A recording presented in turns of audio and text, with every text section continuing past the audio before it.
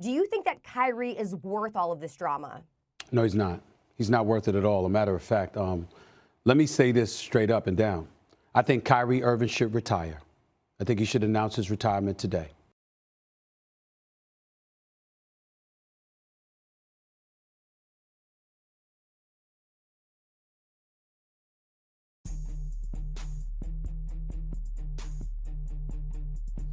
All right, man.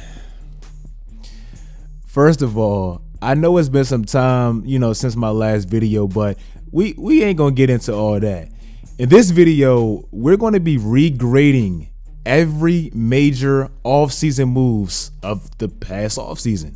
Now, this is actually a video that's going to surprise y'all because I really look forward to doing this video because I like having fun and not being on script and just being able to have fun with certain videos like this one. So without further ado, let that beat ride and let's get into it.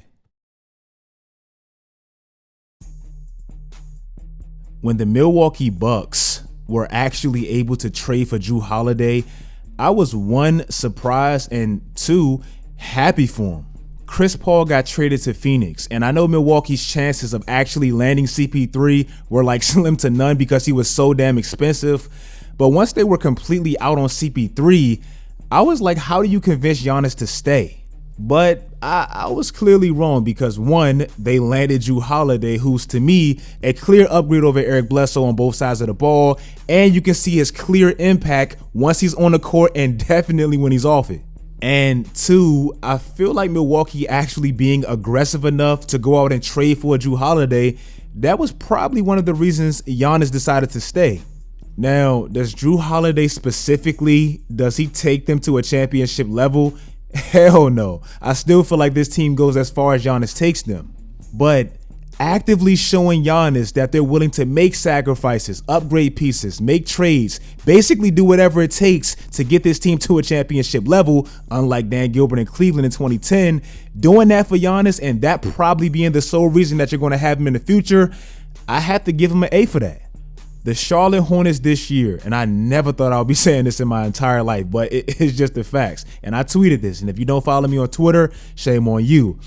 But the Charlotte Hornets this year, they are easily one of the most fun teams to watch.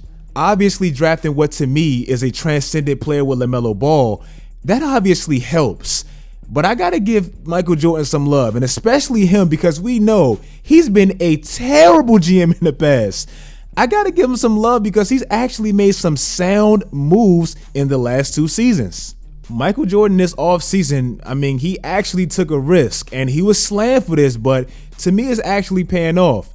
He gave Gordon Hayward, who came off of a terrible, and I mean terrible 3 seasons in Boston, not really his fault, but it was pretty bad. He decided to give this man $30 million annually. Now, does Gordon Hayward, does he specifically take them to a championship level? Again, hell no. But I feel like having a young team like Charlotte and a team that's been historically bad, at least in the last 20 years like Charlotte, they needed that glue guy vet that's also going to add production to such a young, unestablished culture. Again, I don't think Gordon Hayward himself takes this team to a championship level, but just for being that vet, productive player that he is for that specific culture, I'm going to give them a B+. Like this was a very sound move. Russell Westbrook to Washington, I know I've been hypercritical of it. I know I came back and said we owe him an apology, but if I'm being 100% honest, it still feels like a little bit of a fail. Now, I'm gonna be honest, bro. Grading this trade is so damn hard. It's almost the most impossible thing to do. If you look at John Wall and Russell Westbrook's contract, they had the same damn bad contract. Like, how do you say who won and who lost? I can't say the Wizards lost because if you kept John Wall, was he going to be any different for this team on the same bad contract? I don't think so. But I can't say you won because what you thought you were getting out of Russell Westbrook, especially in a top-heavy, weak-ass Eastern Conference, he's failed in that aspect so far. So nobody won. I'll just say for the Wizards side, they're lucky to have the most loyal dude in America right now who still wants to be on the team that's damn near ruining his prime. And for Houston, I don't know what the hell is going on over there, bro. Like, I don't. You don't want to tank for picks and go the Philadelphia route to better your future. And I still don't understand why you didn't keep Karis LeVert, who's on a long-term deal, but you traded for Victor Oladipo, who's a rental. Like, I don't understand, bro. I just don't. Pray for Houston. James Harden to the Nets. I was hypercritical. I was one to say, why are they doing this? I don't really understand this. I was pretty critical of that move. I'm going to be honest, bro. I'm going to give this one an A+. James Harden specifically, did he help or fix any of their problems so far? No. Like, their problems were defense, and we all understand that. But did James Harden specifically make a scary/deadly team even scarier/deadlier? In my opinion, hell yeah. Going into the season, I actually had the Lakers beating the Nets in the championship in 6 games. Even as good as the Nets were offensively with Kevin Durant and Kyrie Irving, I just didn't think that duo alone was enough to mask their deficiencies defensively. But adding James Harden into the mix, to me, that changed everything. Yes, they're still questionable defensively, bro. I understand that.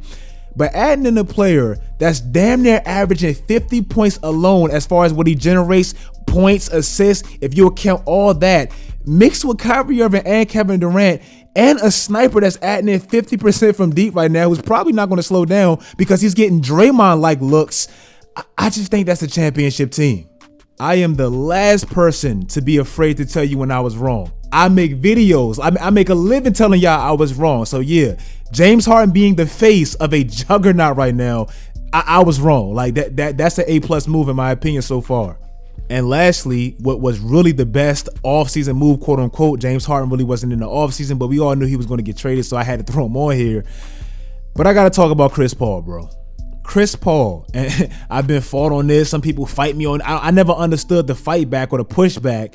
But Chris Paul, he makes every single team he's ever been on, every team he's got traded to, every team he's gotten drafted to, the Hornets, he's made every single team better, every single one. The Phoenix Suns last year, pre-bubble, and I'm going to explain to you why I'm doing the pre-bubble.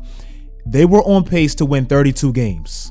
Now, you might be saying, I know some Suns fans saying, oh, wait, why are you doing the pre-bubble, bro? We won 8 straight games in the bubble.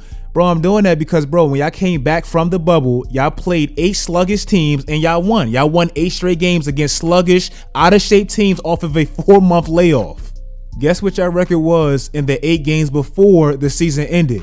Y'all was 3-5. When everybody was in shape, when everybody was going, the NBA was kicking y'all ass. Y'all caught fire when, everybody was out of shape. Y'all started the season off 5-2. Y'all always start out strong when everybody is getting in the groove. So let's just say that was fluke, bro.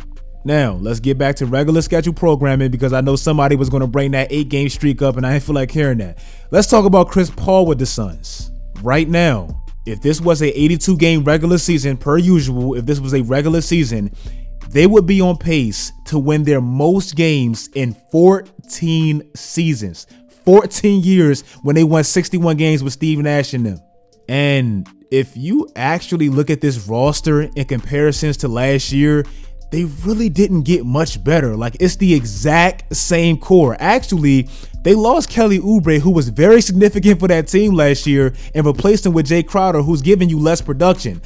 The biggest switch of them all is they replaced Ricky Rubio with Chris Paul, and you can clearly see what Chris Paul does for every team he goes to.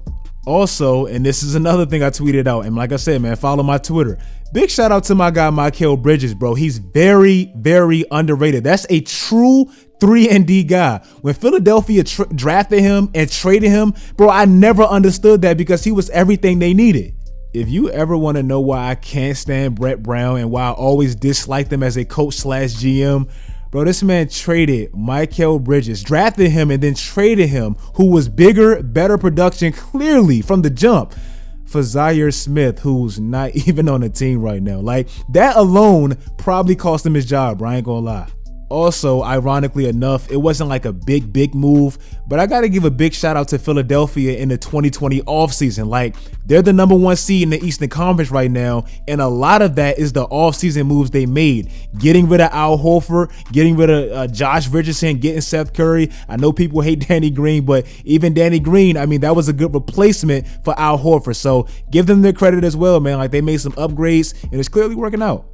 If you guys like this video, as always, make sure you guys like this video. This second half of the season, I promise y'all, I'm giving y'all a lot more content. I promise y'all. Just hold me to that. I'm giving y'all a lot more content for the second half of the season. I promise y'all. Make sure you guys follow my social media sites. Follow my Twitter, my IG. Do all that great stuff, guys. And until next time, as always, stay tuned.